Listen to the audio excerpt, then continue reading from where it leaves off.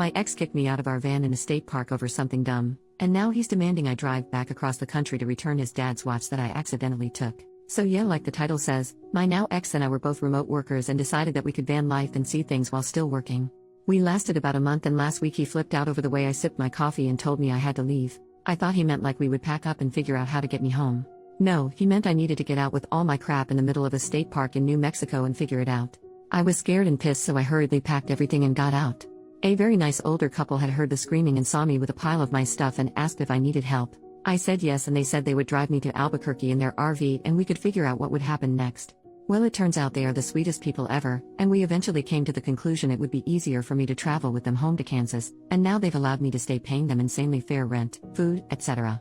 I just have to edit the wife's book and help the husband with his guitar playing. Well, it turns out in the hurry of packing, I grabbed my ex's watch that was his dad's, so I got in touch with him and told him I was sorry, it was truly an accident and I had no intention of keeping it. How would he like me to get it to him?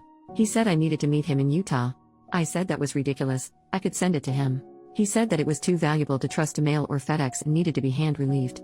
I said I was in Kansas and not coming to Utah, but I would return the watch to his brother when I go home in March. He said no, the only solution was for me to drive it to him.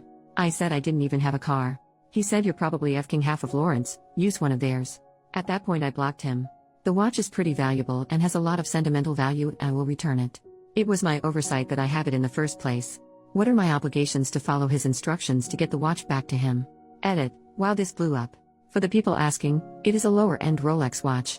It still has all the original box and even receipt when his dad bought it, but it was well worn, so he's never been sure how much it's worth. I guess a few hundred, maybe $1,000, so I'm not sure. I'm not going to keep it or destroy it since it's not mine in any way. Relevant comment number 1, you gave reasonable options. Let's say he files a police report that you stole it. You have proof that you contacted him and asked where you could send it. He declined. Relevant comment number 2, dude sounds like a psychopath. Do not under any circumstances willingly meet up with him in person ever again. Don't let him know where you live. This level of douchery is a sign of something being very off, and you don't want to be there again when he short-circuits again. You were extremely lucky to have found the people you did. Who knows where you'd be if that had not happened? Update, 1 week later. Well, so lots of mixed advice, but most people said the best option was to contact his brother. Before I did that, I decided to unblock my ex just to give him one more chance to give me an address where I could ship the watch. Here's the actual text conversation. Me, hey, I'm sorry I blocked you. I just didn't appreciate the insults, but I want to get your dad's watch back. Can you let me know where to send it?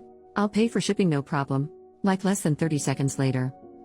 I stashed the watch in your bag because I wanted to prove to myself what an awful person you are, and good job at proving me right again. I was like, wow, so many people in the original said that he probably put the watch in my stuff as I was packing in order to force communication and force the opportunity to see him again. Well, you were exactly correct. I didn't even respond to his text and blocked him again. I have no intention of keeping the watch, so I decided now it was time to contact his brother, who, along with his wife, has always been very nice to me. He was super appreciative, and we spent a couple days going back and forth figuring out the shipping, but the watch arrived to him on Friday and all is good. He even Venmo'd me $1,000 for being so honest, contacting him, etc. I make really good money, so I told him it wasn't necessary at all, but he insisted, so we agreed to donate it to a food pantry here in Lawrence. But I'm still so creeped out thinking back at the day when he kicked me out of the van and he was screaming at me, calling me all sorts of names. And him scheming to stay in touch with me. He was slamming all my stuff into bags, but that was cover for him hiding the watch. The fact that it was so deliberate yet he thought of it so quickly is so scary to me. We got along so well before we left, and he always seemed like such a great guy.